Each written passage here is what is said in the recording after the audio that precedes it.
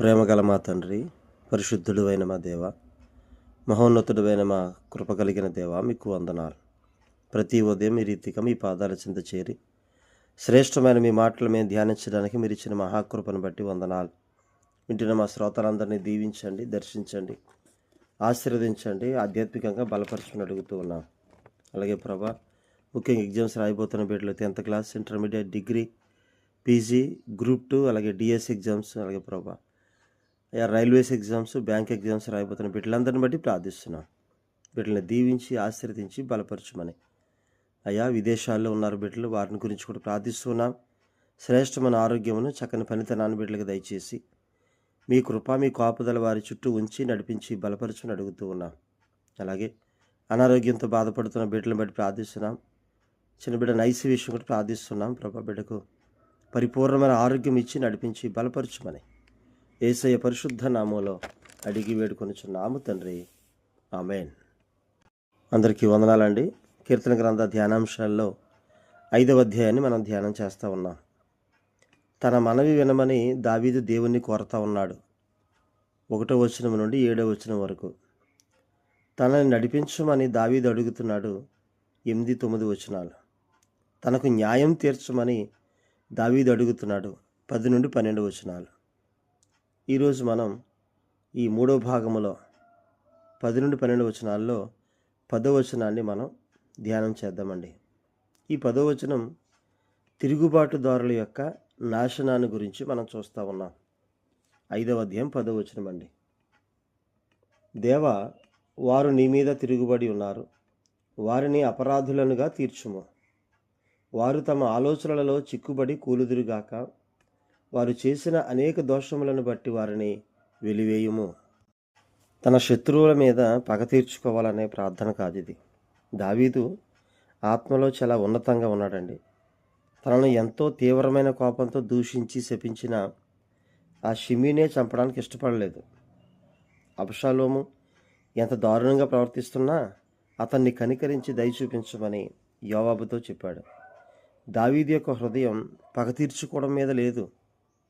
అయితే అతని సింహాసనం మీద జరిగిన దాడి అతని మీద జరిగినట్టుగా కాదు, దేవుని మీద దాడి జరిగినట్టుగా ఊహిస్తూ చెప్తున్నాడు, అనుకుంటూ చెప్తున్నాడు.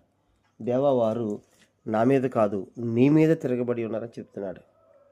అంటే దావీదు మీద తిరుగుబాటు చేయడం అంటే అతన్ని రాజుగా చేసినటువంటి దేవుని మీదే తిరుగుబాటు చేసినట్టు. అయితే దేవుడు ఖచ్చితంగా న్యాయం చేస్తాడని దావీదుకి తెలుసు. చివరికి అబ్షాలోము యొక్క తిరుగుబాటు అంతమైపోయింది. ఎందుకంటే దావీదు తన స్నేహితుడైనటువంటి హూషై సలహా పాటించాడు. అహీతోపెలు యొక్క ఆలోచన పక్కన పెట్టేశాడు. గొప్ప మోసగాడైన అబ్షాలోము మోసపోయాడు.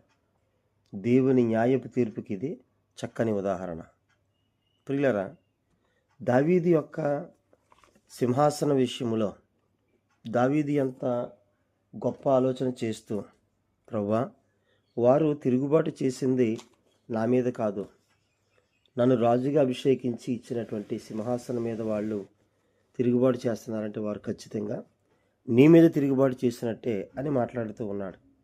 కీర్తన గ్రంథం 64:8 ఒకసారి మనం చూస్తే అండి, 64వ అధ్యాయం 8వ చరణం అండి.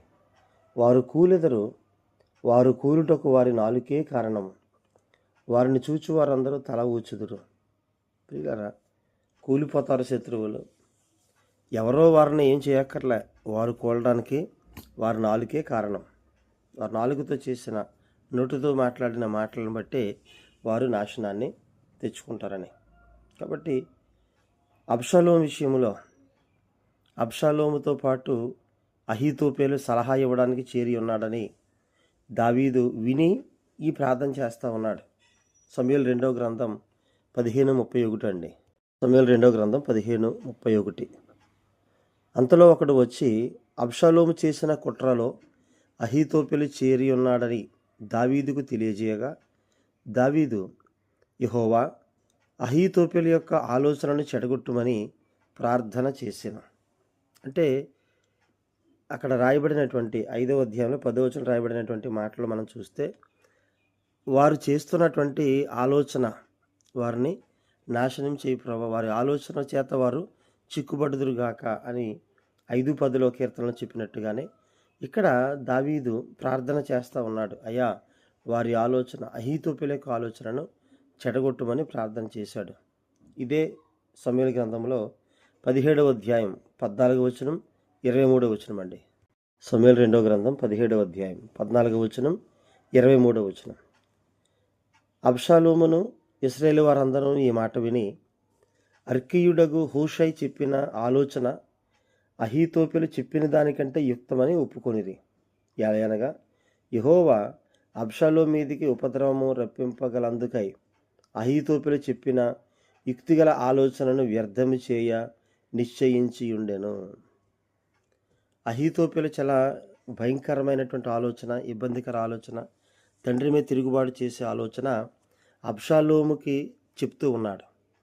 ఎప్పుడైతే దావీదు ఇలా ప్రార్థన చేశాడో, అహీతోపెల యొక్క ఆలోచన చెడగొట్టాయని చేశాడో, హూషై అనేటువంటి వాడు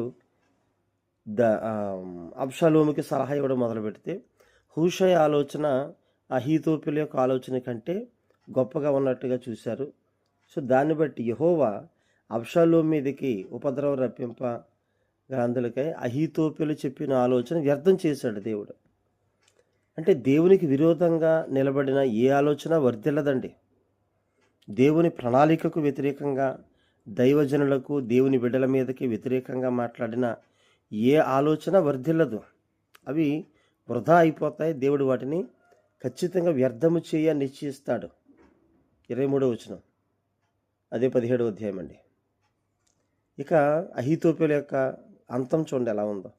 అహీతోపెలు తాను చెప్పిన ఆలోచన జరగకపోవట చూసి గాడిదకు గంత కట్టి ఎక్కి తన ఊరనున్న తన ఇంటికి పోయి తన ఇల్లు చక్కబెట్టుకొని ఉరిపోసుకొని చనిపోయెను. జనులు అతని తండ్రి సమాధి యందు అతనిని పాతిపెట్టిరి. సో దావీదు మీద కొడుకుని లేపాడు, అబ్షాలోముని తిరుగుబాటు చేసి వ్యక్తిగా లేపాడు అహీతోపెలు. అయితే దావీదు ప్రార్థన చేసినట్టుగా, అయ్యా, వారు నీ మీద తిరగబడ్డారు కాబట్టి వారిని అపరాధులుగా తీర్చుము, వారు తమ ఆలోచన చిక్కుబడి కూలుదురుగాక. అహీతోపెలు చూడండి, దావీదు మీదకి తిరుగుబాటుగా అబ్షాలోముతో చేరి చాలా చెడ్డ ఆలోచనలు ఆలోచిస్తూ దావీదు మీద యుద్ధానికి లేపి దావీదుని పారిపోయేలాగా చేసి, సింహాసనం మీద నుంచి వెళ్ళిపోయేలా చేసి, చాలా భయంకర పరిస్థితులు ఉన్నప్పుడు ఎవరు ఏ ఆలోచనతో ఉన్నారో వారి ఆలోచనల్లో వారు చిక్కుబడి కూలుదురుగాక, వారు చేసిన అనేక దోషములను బట్టి వారిని వెలివేయము. ఈ ప్రార్థనే అబ్షాలోము విషయంలో అహీతోపెలుని నాశనం చేసినట్టుగా, దేవుడు అతని ఆలోచన చెడగొట్టినట్టుగా మనం చూస్తూ ఉన్నాం. కాబట్టి వీళ్ళు తిరుగుబాటు చేసే వ్యక్తులుగా కనిపిస్తారు.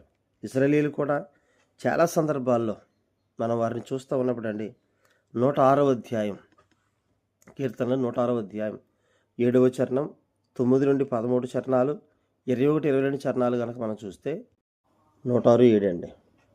ఐగుప్తులో మా పితరులు నీ అద్భుతములను గ్రహింపకయుండిరి, నీ కృపాబాహుళ్యమును జ్ఞాపకము తెచ్చుకొనకయుండిరి.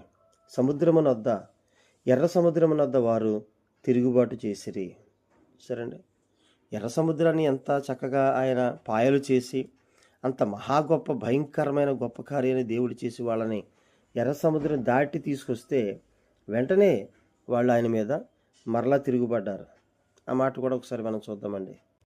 నిర్గమకాండం 15వ అధ్యాయం 22వ వచనంలో, మోషే ఎర్ర సముద్రం నుండి జనులను సాగజేయగా వారు షూరు అరణ్యములోకి వెళ్ళి దానిలో 3 దినములు నడిచిరి.